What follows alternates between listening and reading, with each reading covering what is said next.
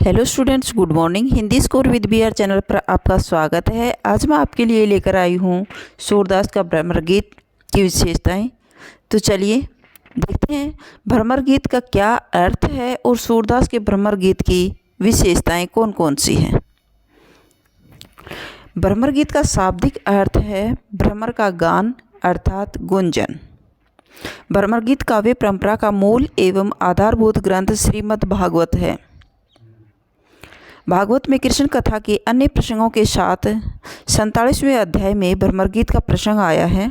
कौन से अध्याय में आया है? 47वें अध्याय में। इसमें भ्रमर गीत का प्रारंभ श्री कृष्ण ने गोकुल लीला के स्मरण से होता है।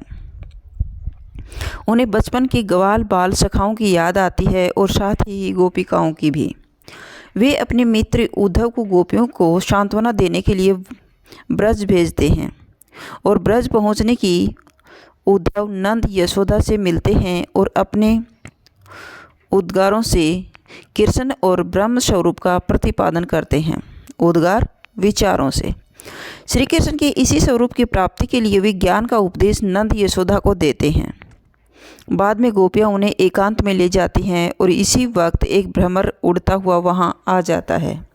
गोपियाँ भ्रमर के बहाने श्री कृष्ण के प्रति उलाहने उपालंब आरंभ कर देती हैं। इसी प्रकार गोपियों का भ्रमर को लक्ष्य करके उपालंब करना ही भ्रमर गीत के नाम से पुकारा जाता है।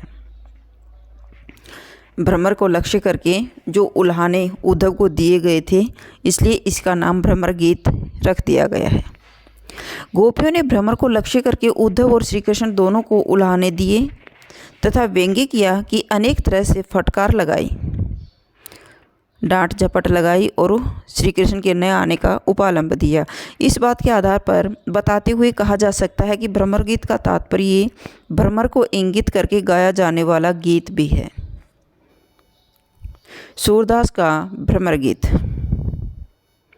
सूरदास ने भ्रमर गीत का प्रसंग श्रीमद् भागवत से लिया है और हिंदी में सर्वप्रथम सूर ने ही भ्रमर गीत की रचना की और इन्हीं के कारण भ्रमर गीत की लोकप्रियता भी बहुत अधिक हुई है। सूरदास के आधार पर कहा जा सकता है कि भ्रमर गीत लिखने के पीछे प्रमुख उद्देश्य लिखने के पीछे मुख्य उद्देश्य निर्गुण पर सगुण की विजय एवं ज्ञान पर भक्ति की विजय को प्रमाणित करना था। इन्होंने कहा है कि निर्गुण भक्ति को करने की बजाय सगुण रूप से भक्ति अच्छे से की जा सकती है। ज्ञान पर भक्ति की विजय को प्रमाणित करना था। वो कह रहे हैं कि योग साधना से इतनी भक्ति नहीं की जाती जितनी सगुण रूप से श्री कृष्ण के प्रेम या फिर किसी की भक्ति करके, किसी का रूप देख करके भक्ति करना बहुत आसान है। क्योंकि सूरदास के समय में ज्ञान और भक्ति में श्रेष्ठता को लेकर विवाद था।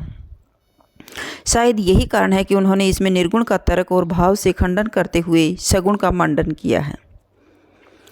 ज्ञान के समक्ष भक्ति की श्रेष्ठता प्रतिपादित की है और सूर का भ्रमर गीत वाग वैधता, वचन वक्रता और उपालंब का काव्य है। सूरदास के भ्रमर गीत की विशेषताएं। भ्रमर गीत प्रसंग की चर्चा सर्वप्रथम श्रीमद् भागवत से की गई है और श्रीमद् भागवत के 46वें एवं 47वें अध्याय के 10 श्लोकों में इनकी पूर्ण कथा वर्णित की गई है। 46 और 47वें अध्याय के 10 श्लोक हैं। उन्हीं श्लोकों में इसकी पूरी कथा का वर्णन किया गया है। उद्धव कृष्ण का संदेश लेकर वृंदावन पहुंचते हैं और उन्हें देखकर गोपियां यहाँ वहाँ से उनकी ओर दौड़ पड़ती हैं कि वो श्री कृष्ण के सखा हैं, मित्र हैं और वो श्री कृष्ण से या तो श्री कृष्ण के साथ आए होंगे या फिर उनसे कुछ उनकी बातें जानने के लिए।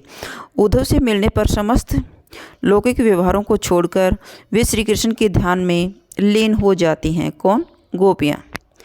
उनकी ये स्मृतियाँ ताज़ी हो जाती हैं और वे क्षण नज़रों के सामने आ जाते हैं जो श्री कृष्ण के साथ उन्होंने बिताए थे, जिन्हें उन्होंने अपने प्रियतम श्री कृष्ण के साथ गुजारा था। कुछ गोपियाँ लोक लज्जा त्याग कर उद्धव से कृष्ण का कुशल मंगल पूछती हैं। इतने में एक भोरा गुनगुनाता हुआ वहाँ दिखाई पड़ता है। एक गोपी उसे श्री कृष्ण का दूत समझकर उपालंब देना शुरू कर देती है। बाद में दूसरी गोपियाँ भी उपालंब देने लगती हैं। उपालंब यानी उलाहने देते हैं। इस तरह हिंदी के अधिकांश भ्रमर गीतकारों में श्रीमद् भागवत का भ्रमर गीत कथा को अपना आधार बनाया जाता है। सूर भी वहीं से प्रेरित हुए किंतु श्रीमद् भागवत में जहाँ प्रेम पर ज्ञान की विजय दिखलाई गई है। इस तरह सूर के भ्रमर गीत में भागवत के भ्रमर गीत की अपेक्षा कुछ मौलिक उद्भावनाएं हैं। सूरदास का एक महत्वपूर्ण अंश है भ्रमर गीत। इसका उल्लेख सूरदास की एक अंतर चला सूर शंबली में भी हुआ है। किसमें? सूर शंबली रचना में। मौलिक उद्भावनाओं की दृष्टि से सूर सागर में वीर भरत भ्रमर गीत अधिक उपयुक्त रहा है।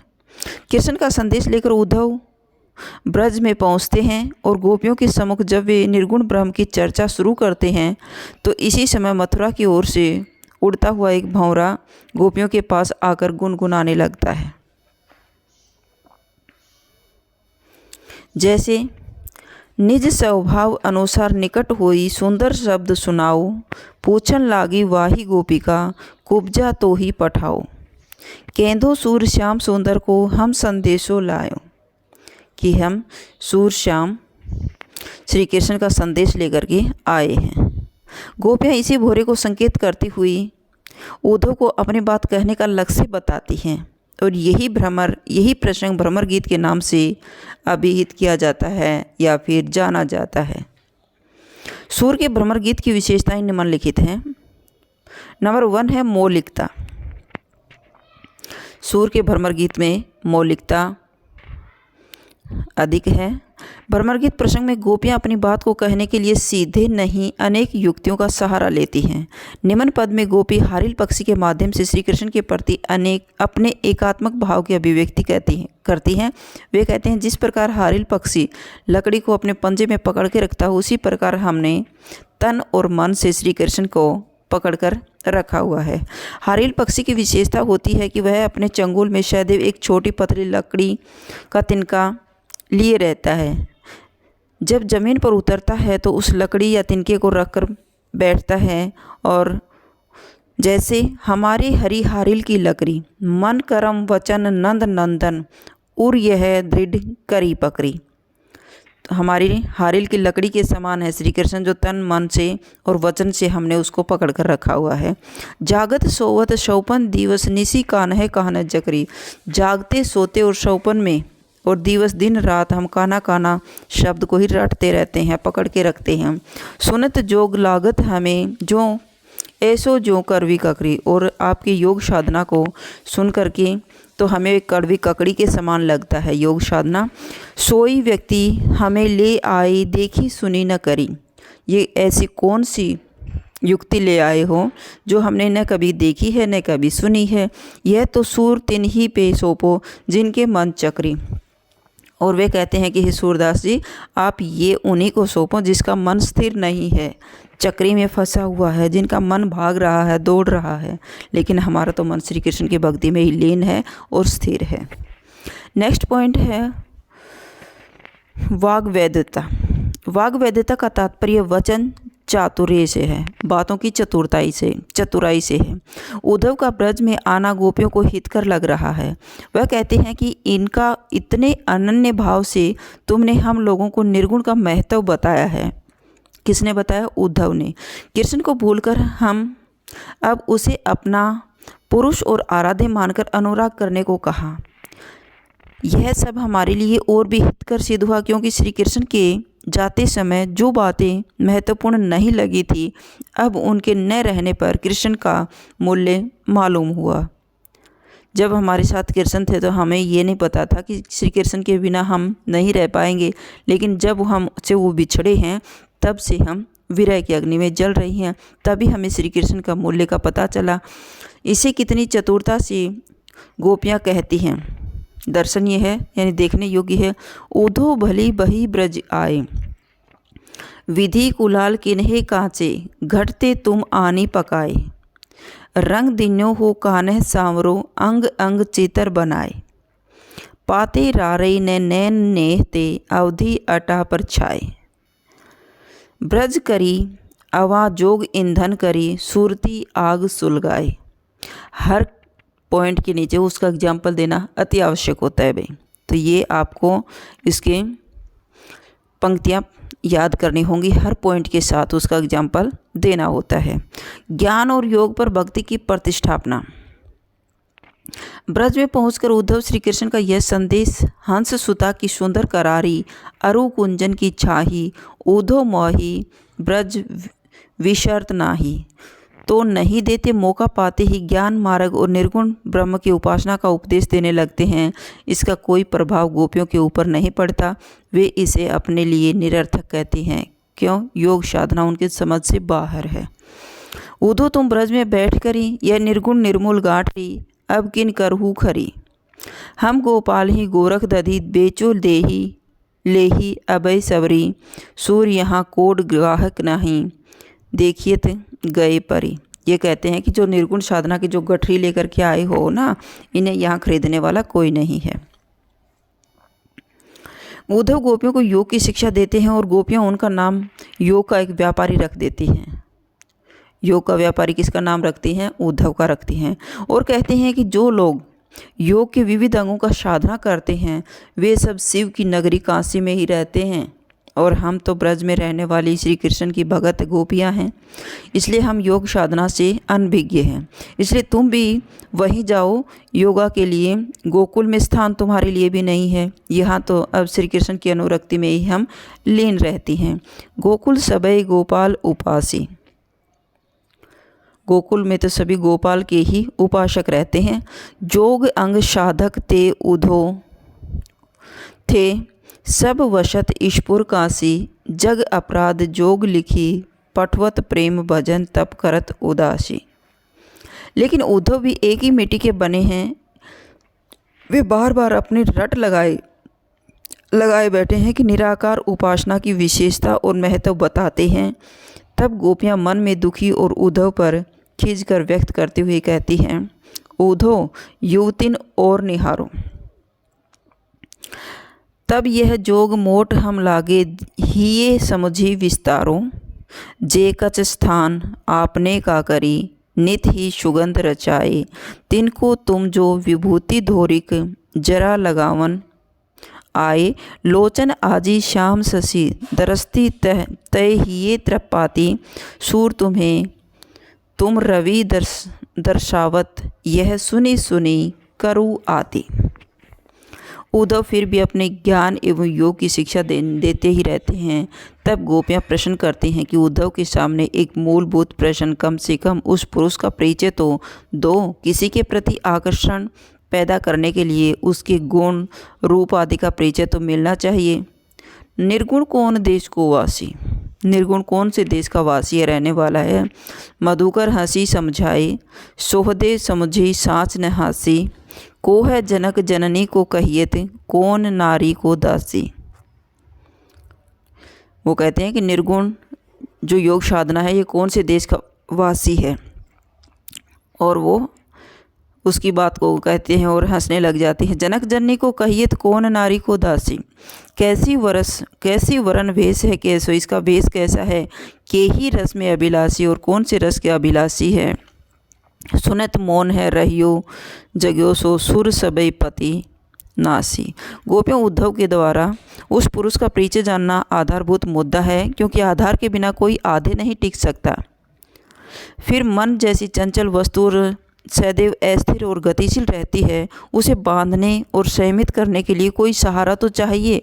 लेकिन गोपियों के इस मूलभूत प्रश्न का उद्धव चुप हो जाते हैं, और यह उद्धव की चुप्पी नहीं कि हर उस निराकार उपासना की स्थिति है जो साकार उपासक के इस प्रश्न का उत्तर नहीं दे पाता, और गोपियाँ उपदेशों की ओर ध्यान न देकर उल्टे उद्धव की उसकी हंसी उड़ाने लग जाती हैं, उद्धव की हंसी उड़ाती हैं। उद्धव जानो ज्ञान तिहारो, तुम्हारे ज्ञान को जानकर जाने कहाँ राज राती लीला, अंत अहीर विचारो, भली भई हम सबई अयानी श्यानी, सो मन मान्यो, आवत नहीं लाज के मारे, मानहू कान है सिखान्यो। शगुन की विजय और निर्गुण पर सगुण की विजय दिखाई गई है। सूरदास के भ्रमर गीत की प्रमुख विशेषता है निराकार उपासना के ऊपर साकार उपासना की श्रेष्ठता और निर्गुण के ऊपर सगुण की प्रतिष्ठापना। उद्धव गोपियों को निर्गुण ब्रह्म की आराधना की बार बार शिक्षा देते हैं। गोपियाँ उनके निर्गुण ब्रह्म का पता पूछते हैं कि वो कहाँ के रहने वाले हैं। उद्धव कह मत दिन हो हम ही गोपाल, आवूरी सखी अब मिली सोच जो पावे नंदलाल। उद्धव के ज्ञान उपदेश के सुनते सुनते गोपियाँ जब थक जाती हैं तब अत्यंत मार्मिक शब्दों में अपनी विशिष्टता प्रकट करती हुई कहती हैं कि उद्धव मन नहीं 10-20, हमारे पास 10-20 मन नहीं है, सिर्फ एक ही मन रखती हैं। एक वो तो सो गयो श्याम संग ओ अवराधे ईश, और वो एक मन था वो भी हमें श्याम रंग के साथ श्री कृष्ण के साथ ही चला गया है। प्रेम की उत्कृष्टता। सूर के भ्रमर गीत में प्रेम की महत्ता का प्रतिपादन किया गया है। उद्धव के उपालम देते समय गोपियों ने अनेक ऐसे उदाहरण दिए हैं जहां उनके प्रेम की उत्कृष्टता व्यक्त हुई है। गोपियां प्रेम की महत्ता को समझती हैं और इसलिए उद्धव से कहते हैं कि उद्धव प्रीति न मरण विचारे, प्रीति पतंग जरे पावक, परिजस्त अंग नहीं टारे। व्यंग्य की प्रधानता है, मगर गीत में व्यंग्य स्थलों की भरमार है। गोपियों की ऐश्वर्य भाव की अभिव्यंजना इस व्यंग्य में दिखाई पड़ती है कि विलगी जनी मानहु उधो प्यारे, यह मथुरा कागज की कोठरी ले आवही से कारे, तुम कारे सुफलक सुत कारे मधुप भंवारे, तिनके संग अधिक छवि उपजत कमल नयन अनितारे। भावों की आवृत्ति हो रही है। भावों की आवृत्ति भ्रमर गीत में बहुधा हुई है, बहुत अधिक हुई है। आंसू, भोरों, कमल, चातक आदि को लेकर उन्होंने अनेक पदों की रचना की है, जैसे निशी दिन बरसत नैन हमारे, रात दिन श्री कृष्ण की याद में हमारे नैन बरसते रहते हैं। सखी इन नैननी ते घन हारे, हमारी नैनों के आगे तो घन भी हार गए हैं बारिश करते करते। ज्ञान और भक्ति जैसे गहन विषय को सूर ने इस परिहासपूर्ण व्यंग्यात्मक मनोरंजनपूर्ण शैली में उपस्थित किया है और बरबस मन आकृष्ट हो जाता है। इसमें उनकी काव्य प्रतिभा के साथ ही भक्ति के प्रति उनके प्रेम प्लावित एवं निष्ठ अनुराग का ज्ञान होता है। साहित्य के रसात्मक भावों की दृष्टि से भी भ्रमर गीत उत्कृष्ट है तथा यह विप्रलंब श्रृंगार काव्य है। वियोग का मनोवैज्ञानिक चित्रण करते हुए सूर ने उस अवस्था को घनीभूत व्यथा का मार्मिक चित्रण किया है। सूर के भ्रमर गीत से कृष्ण और गोपिकाओं दोनों ओर से वीर व्यथा की व्यंजना की गई है। यह परंपरागत शैली अर्थात प्रेमिका की ओर से वीर प्रकाशन में एक कांति है। वे कृष्ण के अति मानव चरित्र का संकेत अवश्य करते हैं, किंतु माधुर्य के स्थलों पर मानवीय रूप में उन्हें रसराज रूप में भी चित्रित करते थे। इसलिए वे श्री कृष्ण की भी गोपियों के लिए विरह में कातर हैं। ऊधो मोहि ब्रज विशरत नाही, हंस सुता की सुंदर कगरी, अरु कुंजन की छाही, वे सुरभि वे बंद दोहनी, खरिक दुहावन गाही, गवाल बाल मिली करत कुलाहल, नाचत गाही गाही बाही, यह मथुरा कंचन की नगरी, मणि मुक्ता हल जाही, जबकि सूरती आवत व सुख की, जिए उमरात तन नाही, सूरदास प्रभु रहे मौन हैं, यह कही गई पछताई। वीर वर्णन सूर के भ्रमर गीत में इसका मार्मिक और हृदयग्राही है। यह हर सहृदय पाठक का श्रोता इसमें तल्लीन होकर तटस्थ भाव से इसको समझ पाता है, उसका रागात्मक संबंध हो जाता है। इस दृष्टि से सूर विरह की भावात्मक अभिव्यक्ति में पूर्ण सफल हुए हैं। शास्त्रीय दृष्टि से विरह की 11 दशाएं बताई गई हैं जो सभी मिलती हैं। यह बात स्मरणीय है, सूर ने इन अवस्थाओं का समावेश जानबूझकर किया है, अर्थात श्रृंखलाबद्ध वर्णन किया है। ऐसा नहीं कि स्वतः अपनी मार्मिक अभिव्यक्ति के लिए प्रयुक्त होते गए हैं तथा अपने अंदर स्वाभाविक सरसता तथा मर्म स्पर्शिता की भाव व्यंजना की क्षमता छिपाए हुए हैं। सूर के भ्रमर गीत में जो विरह की अवस्थाएं हैं उनका प्रभाव मानव तन ही नहीं पशु पक्षी वृक्ष नदी तट पर भी है। देखिए कालिंदी अतिकारी परम दुखारी गाई आदि में अद्भुत व्यंजना है। मनुष्य का मन जब दुखी होता है तो उसे सभी प्रकृति सारा संसार दुखी मालूम होता है। सूर के इस त्रिय योनियों में जड़ पदार्थों की विरह व्यंजना में भी यही मनोवैज्ञानिक तथ्य है। इसलिए गोपियों का कुंज बैरिन हो गई। जो कुंज हैं, झाड़ियाँ हैं, वो श्री कृष्ण के बिना हमारी बैरी के समान दिखाई देती हैं, दुश्मन बन गई हैं। यमुना का बहना, पवन का बहना, पक्षियों का बोलना, भूवरों का गूंजना, कमलों का फूलना बुरा या व्यर्थ मालूम होता है। जो हमारे लिए श्री कृष्ण के बिना सब बेकार हो गई हैं। चंद्रमा की किरणें बुझने वाली, दग्धकारी मालूम होती है। जो चंद्रमा की किरण जो हमें शीतलता देती थी श्री कृष्ण के साथ, आज वो विरह में जलाती हुई महसूस हो रही हैं। मधुवन के हरे रहने पर गोपियों को आश्चर्य होता है। सारांश यह है कि श्री कृष्ण की विरह मानव तथा पशु पक्षी पेड़ पौधों दोनों को उत्पीड़ित कर रही है, परेशान कर रही है, जिसका मार्मिक वर्णन भ्रमर गीत में हुआ है। भ्रमर गीत की विरह व्यंजना में सूर से पार्थिव से अपार्थिव का भी संकेत किया गया है। यहाँ विरह अखंड और अनंत सा है। विरह में केवल कांता शक्ति नहीं है, वरन सख्य और वात्सल्यता के भाव भी देखने को मिलते हैं, क्योंकि गोपी और यशोदा का विरह भी चित्रित किया गया है। सभी प्रकार के कृष्ण के प्रति तन्मयता और अनन्यता का भाव व्यक्त किया गया है। भ्रमर गीत के काव्यगत गुणों की परिधि में उनको भाषा भी है।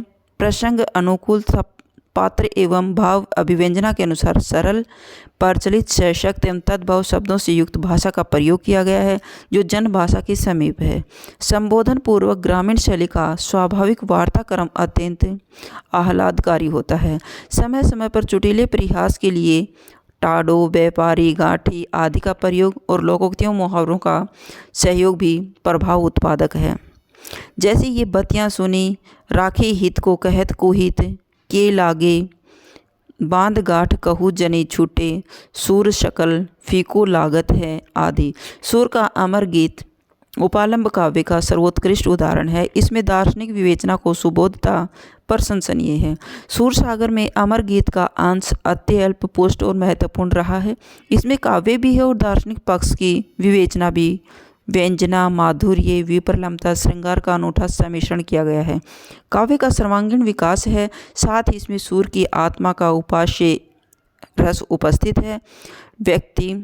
व्यक्तिपरकता, व्यथा, दीनता, आत्मनिवेदन, शरणागति, अनन्य उपासना, तन्मयता, शक्ति आदि सभी भक्ति तत्व अमर गीत में समाविष्ट हैं। तो ये था आपका भ्रमर गीत और उसकी प्रमुख विशेषताएं। अगर आपको मेरी वीडियो अच्छी लगी हो तो प्लीज़ लाइक कीजिए, शेयर कीजिए और सब्सक्राइब करना न भूलें। फिर मिलते हैं नेक्स्ट वीडियो में। Bye bye.